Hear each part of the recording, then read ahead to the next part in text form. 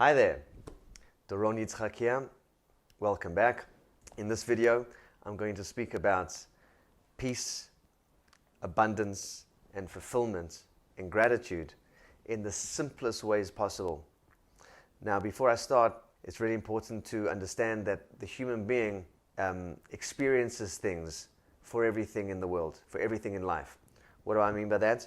If you were to take, let's say, a crowbar, and if you were to hit a tree, the tree would experience the blow of the crowbar, or if it was a baseball bat, it would experience it, but we don't know what it would feel. But if you would take a human being, and instead of the tree, if the human being was to suffer that blow, through the nerve ends and the actual experience of the pain, we would know what the tree felt.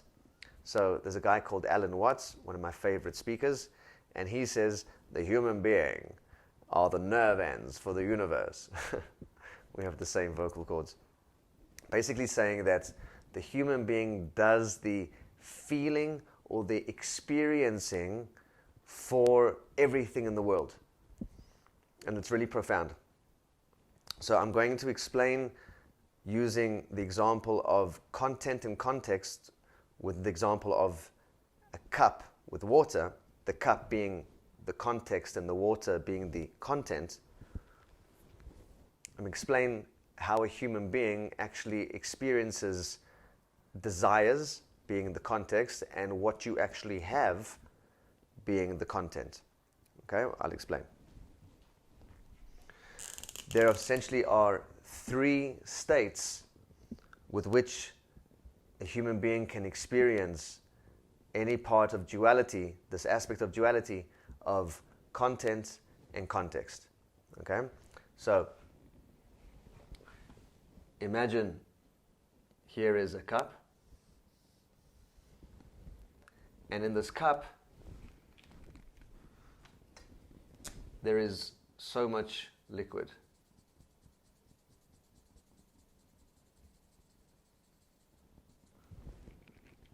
Right? So a pessimist could look at this and say the cup is half empty, and an optimist could look at this and say that the cup is half full. But in reality, all that this means is that there is more context than content. There is more cup than water. So if we put content here and context here, there is more context than content. That's all it means. Now let's look at the second situation.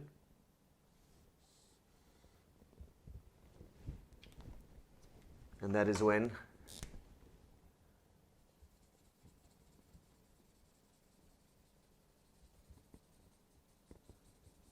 the content and the context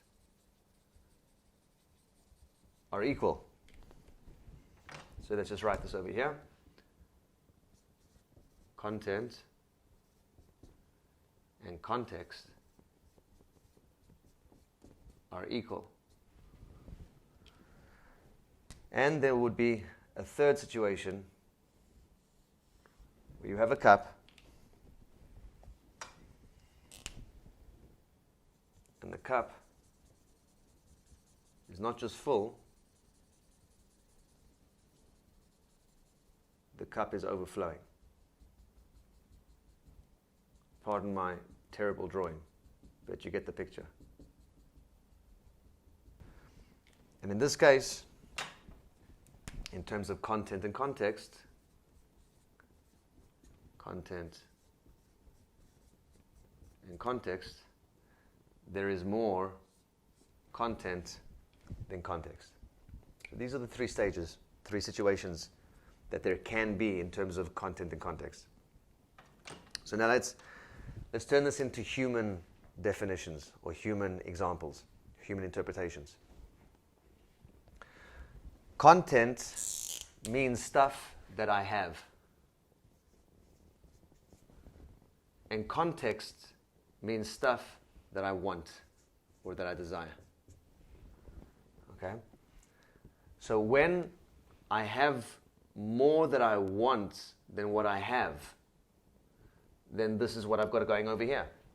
Because many people find themselves having a certain amount of content in their life, but wanting so much more. So essentially, this is a state of lack. This is a state of lack. This empty bit over here, that's what lack is. But now society has come along and says, you know what? Don't call it lack. Call it something else, and we're fine. What should you call it? Let's call it ambition. If you call the empty part ambition, then you're good, and we'll accept you, and you can want stuff that you don't have because you've got this ambition that is drive. But in actual fact, this is a state of lack. And as long as you want something because you don't have it, you're perpetuating lack. And what's going to happen is that when you get whatever it is that you want, you're going to perpetuate this half empty glass or half full glass, meaning that whatever you get, you're going to want more. And whatever you're going to get, you're going to want more. And whatever you get, you're going to want more. And it's a never-ending cycle, because we're continuously perpetuating lack and disguising it or just labeling it as ambition. Now, I'm not saying that ambition is something bad, not at all. Ambition is something wonderful. But as I said in one of my previous videos, is that if you know how to create an ambition out of abundance and not out of lack, then you have a healthy ambition. But as long as your ambitions are born out of the fact that you don't have something, then you're going to perpetuate lack all the time, and you're never going to be satisfied. So, what's the second one? When your content equals your context. What is this called over here? Well, in a percentage, this would be 100%. 100%. And we call this complete. Complete. We also call this when the cup is full of content. As a human being, this feels like contentment. So that's why we feel content. It's not a play on words. This is actually what's going on. Now, for a human being, this all feels like peace. And peace is a godly state of singularity. In order to have peace, you've just got to be okay with everything that is. And this is beautiful. So you can do this. You can actually do this because you may not be able to get more stuff, but you can achieve peace at any time by just being okay with everything that is. So how do you turn from this to this? How do you go from a state of lack to a state of peace? Well, you can just let go of wanting stuff that you don't have. By cutting off your desires for stuff that you don't have and being truly grateful for what you do have, you achieve a state of peace. Now, peace in terms of a vibration is an unencumbered vibration. It's a godly vibration. And this peace, if it was a cause that you can do, right? If you cut off your ambitions and stop wanting stuff that you don't have and focusing on what you do have and being truly grateful for it, that is a cause to which there is an effect. What is the effect? This is the effect.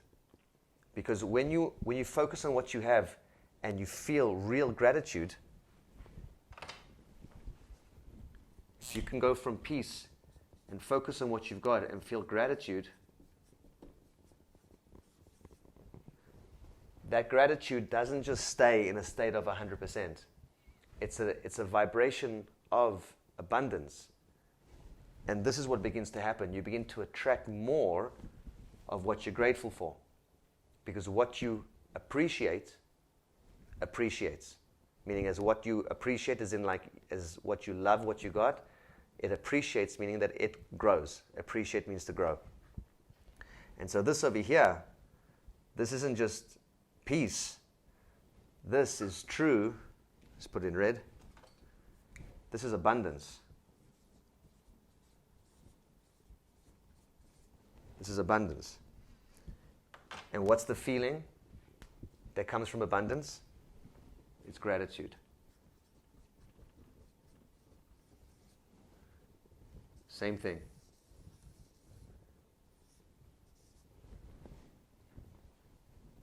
Same thing. So when you can achieve a state of peace by focusing on what you've got and not by wanting stuff that you don't have, that attitude of gratitude, it actually is a cause that leads to an effect of abundance and prosperity. Something to think about. Hope you enjoyed. Take care, and I'll see you in the next video.